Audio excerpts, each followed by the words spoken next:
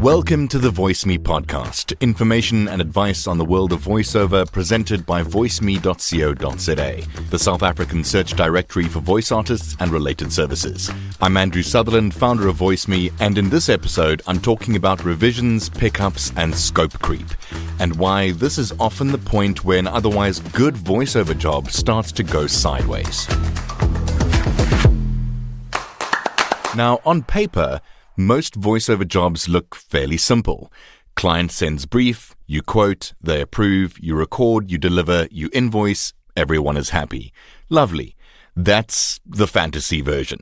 In reality, a lot of jobs go wrong somewhere between the first approved take and the final delivery. Not because of the performance, not because the artist is untalented, and not because the client is difficult. They go wrong because nobody was quite clear on what counted as a revision, what counted as a pickup, what counted as a rewrite, what was included, what was not, and where the original scope of the job actually ended. And that's where things can get messy. So today I'm going to clear all of that up. We'll look at the difference between corrections, pickups, revisions, and rewrites. We'll talk about where scope creep begins and how to spot it easily, and we'll also cover how to protect your time and keep the client relationship intact at the same time. Because this matters for your income, your sanity, and your client relationships. I would also argue that how a voice artist manages revisions and pickups is also one of the clearest dividing lines between someone who is simply doing voice jobs and someone who is actually running a voiceover business. So let's get into it. The booking is not the finish line. One of the most dangerous assumptions in voiceover is that the idea that once the client says yes, the hard part is over. And sometimes that is true, but often the booking is just the beginning of the administrative minefield. Once the project starts moving, other people get involved. The script may change, the video edit may change, legal and compliance may get involved. A product manager may flag a phrase they don't like. Someone higher up the chain may decide the tone is a bit too upbeat, or the client may come back 3 days later and say, "Can we just get one tiny tweak?" And that phrase, "one tiny tweak," has caused more low-grade emotional damage in creative industries than we care to admit. Because sometimes it really is tiny. And sometimes it's the opening line of a much longer story. And that's the challenge. Not every change is a problem. Not every follow-up request is unfair. And not every client who asks for an adjustment is trying to get free work out of you. But if you've not defined the categories of change up front, every request starts feeling subjective. And once everything is subjective, resentment starts to build. And that's not good for you, and it's not good for the client either. So the first thing you need to keep in mind is that not all changes are the same. Not every post-delivery request belongs in the same bucket. A lot of confusion happens because artists and clients use the word revision to describe everything, and that's far too broad. If everything is called a revision, nothing is properly defined. So I want to separate the common categories. A correction is when the voice artist has made a genuine mistake. Maybe you misread a word, missed a line, pronounced a supplied brand name incorrectly even though the guidance was clear, or sent the wrong file. That's on you.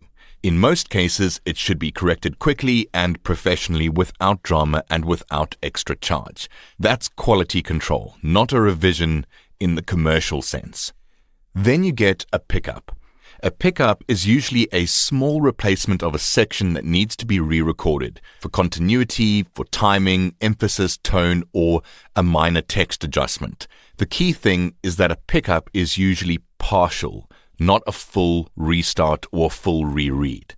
It might be one line, one sentence, a name, a phrase, a revised ending tag, or a line that needs to sound a touch warmer. Pickups are part of a normal workflow in most voiceover jobs, especially in commercials, explainers, corporate narration, and e-learning. Then there is a performance revision.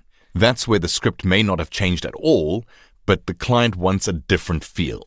Less smiley, more authority, more reassuring, a little slower, a little more natural. That's still work, and depending on the agreement, it may or not be included. Now, in a live directed session, that's the kind of thing that gets picked up immediately, so it's often not done after the fact.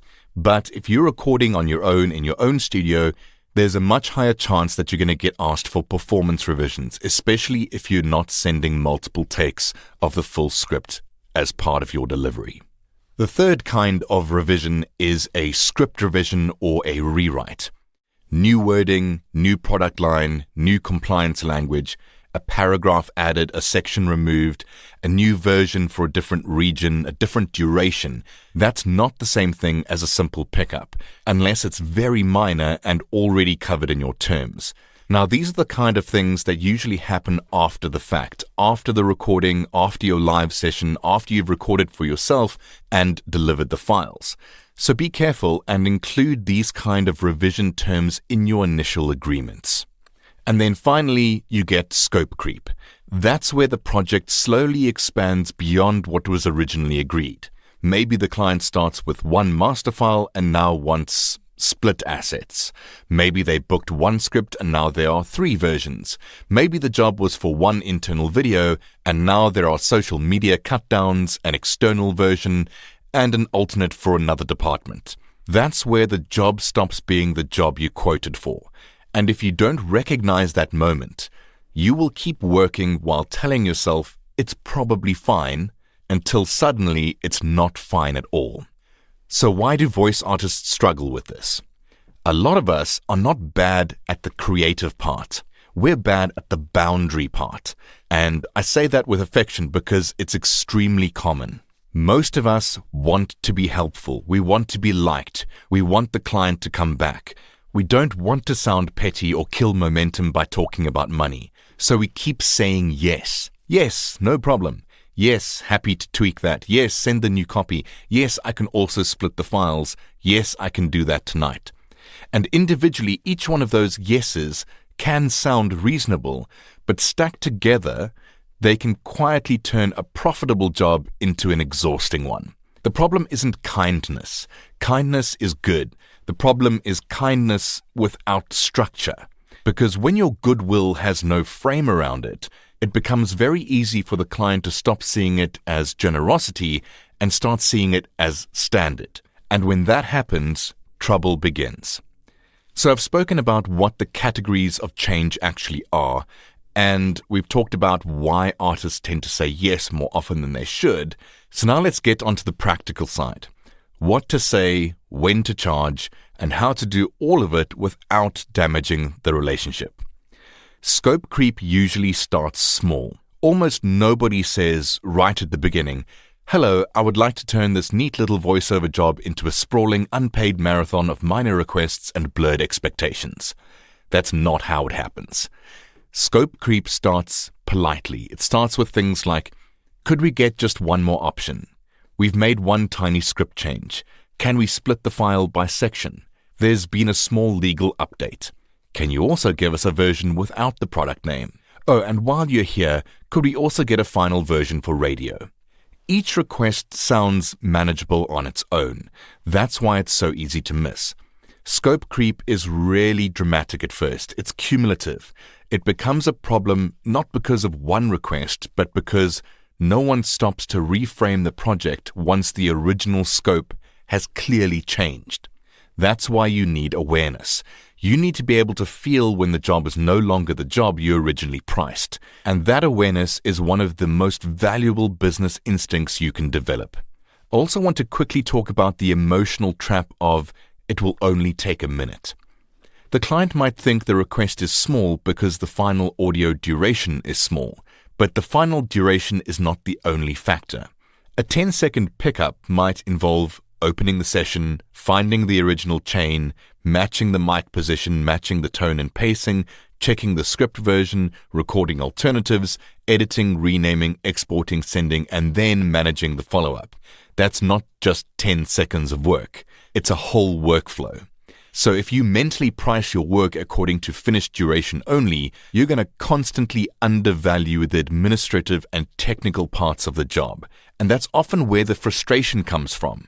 The client says, it's just one line. And you think, Yes, but it's one line inside a full production process. The trick is to understand this clearly yourself so you can communicate it calmly when needed. Not defensively, not dramatically, just accurately. So perhaps the single most useful principle in today's episode is to set the rules before you need them. The best time to define revision terms is before anything goes wrong, not after the third request, not when you're already irritated, not when the client is assuming one thing and you are assuming another. Before, right at the start. Your quote, rate card, booking confirmation, or service agreement should already address questions like what is included, how many rounds of revisions are covered, what counts as an artist correction versus a script change, what counts as extra, how long after delivery can revisions be requested, and what happens if the original approved script changes. Now, this doesn't need to sound like a legal textbook. Something as simple as the following will create far more clarity from the start. Include this line in your quotes. This quote includes one round of minor performance pickups based on the original approved script. Script changes, additional versions, or extended revision rounds may be quoted separately. That one sentence. You are not being difficult. You are creating a shared understanding. And clients often appreciate that more than you think, because structure reduces awkwardness for everyone. You don't need to charge for everything. Having boundaries does not mean you need to monetize every breath. But there will be times when it makes complete sense to absorb a small change. Maybe you made a judgment call and want to keep the relationship smooth. Maybe the client is lovely and organized and sends regular work. Maybe the project was already well paid and the adjustment is insignificant. That's fine. Sometimes goodwill is a very smart business decision. But the key is this: it must be your choice, not your default, not your silent obligation. A healthy business can absolutely include grace, but grace works best when it's intentional. Happy to sort this one quickly for you at no charge sends a very different message from silently doing it every time. The first version says, I am choosing to help. The second trains the client to think it's simply included forever and always. That difference matters. Now, I want to give you a couple of response phrases that can save you a lot of trouble in this area. It's the calm, neutral, non-defensive reframe. Something like these. Happy to help. As this now goes beyond the original approved script, I'll treat this as an additional pickup and send through the cost. Number 2. Sure, of course. The first round of minor revisions was included, and this next set would fall under additional changes. I'll keep it as light as possible and send the revised fee through. Number 3. No problem at all. Since the wording has changed from the original script, I'll quote this as an updated version rather than a pickup. Notice the tone. No accusation, no emotional charge, no as I already said, no per my previous email, which has ended more friendships than we can count, just calm classification. You're not arguing about whether the request is reasonable, you are simply identifying what category of work it now belongs to, and that keeps things professional. Let's go over the danger of unlimited revisions. This is a phrase that sounds generous and client-friendly, but can very quickly become a nightmare. I understand why some artists use it. It sounds easy, it sounds low friction, but it's risky, because unlimited is not really a revision term. It's an invitation to ambiguity. Unlimited until when? Unlimited under what conditions? Unlimited if the client changes direction 3 times? Unlimited if legal copy changes? Unlimited if the editor keeps recutting the video? If you want to sound flexible, do it with structure. For example, 1 round of minor revisions included on the original approved script, or reasonable pickups included within 7 days of delivery, excluding script rewrites or new versions. That's so much safer than the word unlimited floating around like a cheerful little grenade. So why do clients ask for so many changes? Well, it helps to understand what is happening on their side. Clients don't always ask for multiple changes because they are careless or trying to squeeze value. Sometimes they're dealing with internal chaos. The script was approved too early. The wrong person approved it. Someone in legal and compliance arrived late to the party. Nobody wants to make a firm decision, so they ask for options. Now, that doesn't mean you have to absorb every consequence of their workflow, but it helps if you respond with empathy rather than irritation. You are much more effective when you can think, this is probably a process problem, instead of, this person is trying to annoy me. That mindset can keep your communication cleaner. Now, I also want to talk about how to spot a high revision risk job early. And there are often clues. A job with a high likelihood of revision trouble may involve a brief that feels vague, a script that feels unfinished, a team with lots of decision makers, heavy legal or compliance language, multiple versions or regions, or a client who cannot clearly state who signs off. These are not reasons to avoid the work. They are reasons to structure the work properly. And that might mean confirming revision terms more clearly, charging for extra options up front, building in a higher rate, or allowing more time for back and forth. The job is not just the script.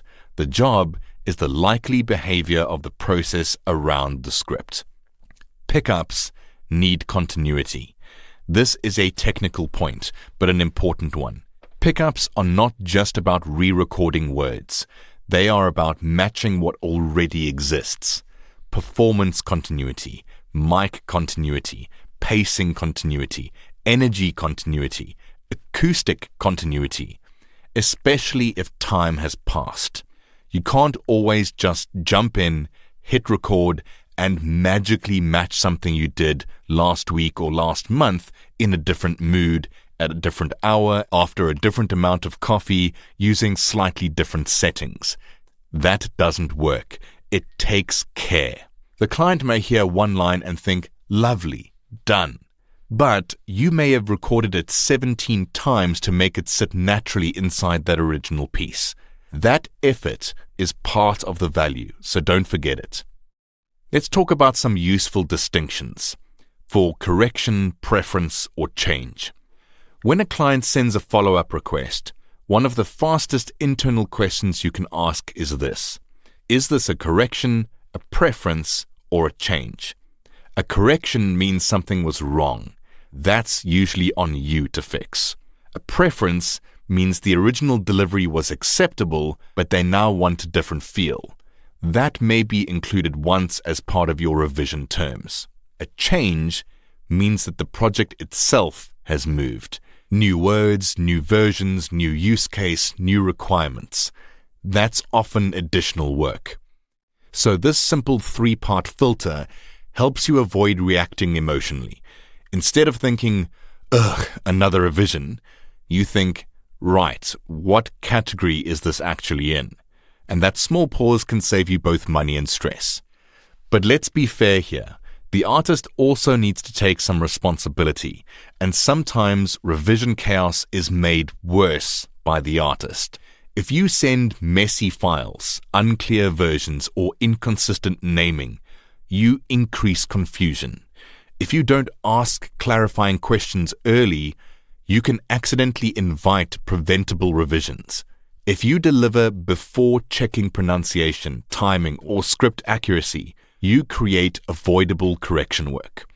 Good revision handling starts with good initial delivery. Be clear, be tidy, be accurate, be consistent.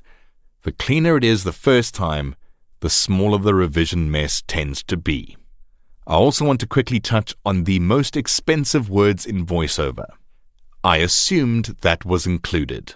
These words can cost you time, money, and goodwill, and the problem is both sides can say them. A client could assume split files are automatically included. An artist could assume one performance round means one and done. A client could assume alternate tags are standard. The artist could assume the script is locked. And a producer could assume the brand team already approved the copy. Here's a real scenario. You quote for a 2-minute corporate narration. Everyone agrees. You record and deliver. 3 weeks later, and the client comes back and says, "We assumed you'd send separate files for each section." And you had assumed the single master was the deliverable. Both of you were operating from an agreement that was never actually made. Neither side is being dishonest, but the job just became awkward and uncomfortable, and that relationship is now slightly strained, not because anyone behaved badly, but because nobody clarified anything. The fix is simple. Name the deliverables explicitly in your quote. For example, 1 finished master wave file delivered per client spec.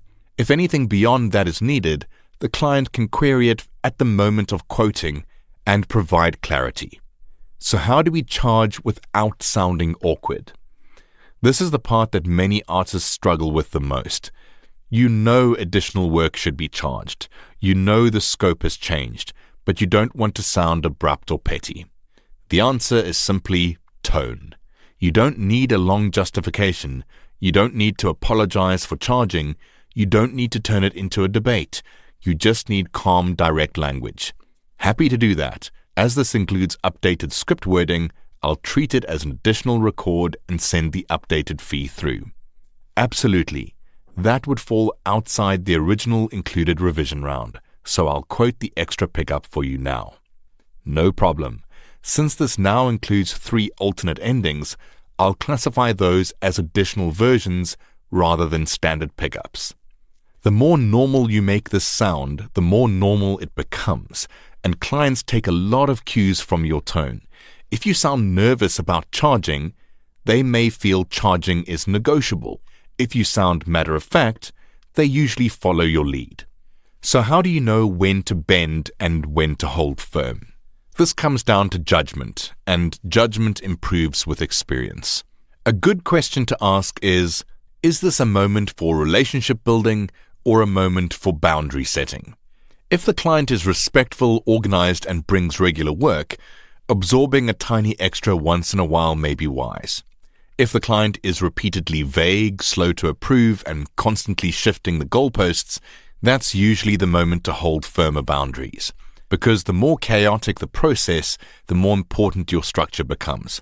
Otherwise, you become the shock absorber for everyone else's lack of planning. That's not a sustainable role. So put a time limit on revision windows. A job should not remain indefinitely open. If you deliver audio and hear nothing for 6 weeks, it becomes unreasonable for the client to reappear as if the project is still sitting on your desk exactly as it was. Your voice may not sound identical at that time. Your setup may have changed. Your workload certainly has. So you must define a revision window. For example, minor pickups included within 7 days of delivery, or revisions requested after 14 days may be treated as a new session or additional booking. That's not harsh, it's just sensible. It also encourages clients to gather feedback properly and respond on time, and to get it right the first time if possible. Don't let urgency erase scope. Say a job does become urgent. The client is under pressure. Everything suddenly needs to happen now. That can create a false sense that normal boundaries should disappear because the situation feels intense.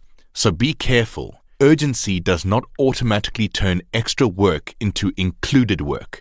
If anything, urgent changes often deserve even clearer handling because they place even more demand on your time. You can still be helpful and responsive, but urgency should not erase the reality of added scope. Something like this works well. Happy to prioritize this for you today. As this is both an updated version and an urgent turnaround, I'll send the revised cost through now. No fuss, just clear classification. You also need to protect the relationship by protecting the process. Now, this might sound counterintuitive, but a strong process often improves relationships. Clients don't usually enjoy awkward money surprises any more than artists do. They also don't want to wonder whether they are overstepping. When the process is clear, both sides know where they stand. That reduces friction and protects the warmth of the relationship, because the system carries the boundary, not your mood. You don't want every revision conversation to depend on whether you are feeling generous that day. You want a professional framework that works regardless. So here's another quick example. Let's say a client books you for a 2-minute corporate narration. You quote for one finished read on the approved script with one round of minor pickups included. You record, you deliver. They come back and ask for 3 line emphasis changes. Fine. That fits the included minor pickup round. You do it. Then 2 days later, their compliance and legal has updated 4 lines. That's a script change. Additional work. Then they ask you whether you can do a slightly more upbeat version for social media. That's a new version. Additional work and additional usage fees. Do you see how quickly one job can branch? None of those asks are outrageous on their own, but they are not all the same job anymore. And that's the point. If there's one thing I want you to take from this episode, it's this. Revisions are not the enemy.